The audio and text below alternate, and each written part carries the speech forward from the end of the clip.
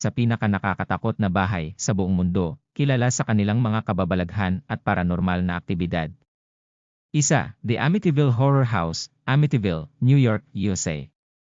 Sikat dahil sa 1,974 na pagpatay ni Ronald DeFeo Jr. at sa mga sumunod na ulat ng kababalaghan mula sa pamilyang Lutz. 2. The Winchester Mystery House, San Jose, California, USA.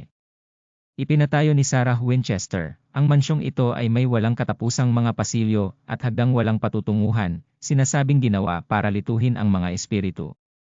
3. The Villisca Ex-Murder House, Villisca, Iowa, USA. Lugar ng hindi malutas-lutas na pamamaslang noong 1912, kung saan sinasabing naririnig ang iyak ng mga bata, mga yabag.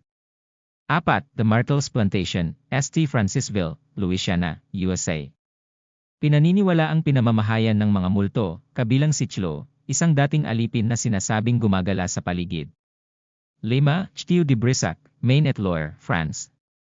Kilala sa Green Lady, ang multo ni Charlotte ng France na pinatay sa kastilyo. 6. Borley Rectory, Essex, England. Tinaguri ang pinakanakakatakot na bahay sa England. Kilala ito sa mga pagpapakita ng multo, poltergeist, at iba pang hindi maipaliwanag na mga pangyayari. 7. The Mount Cristo Homestead, New South Wales, Australia. Itinuturing na pinakanakakatakot na bahay sa Australia, maraming trahedya at pagpapakita ng multo ang naiulat dito.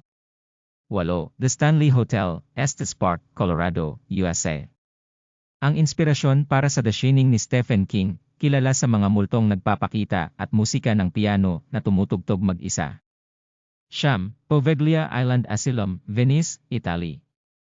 Bagamat hindi isang bahay, kilala ang abandonadong asilum na ito sa mga paranormal na pagpapakita at mga bulong. 10. The House of Death, New York City, USA. Isang townhouse sa Greenwich Village na sinasabing pinamamahayan ng 22 espiritu, kabilang si Mark Twain. 11. Edinburgh Vaults, Edinburgh, Scotland. Ang mga underground chambers na ito ay sinasabing tahanan ng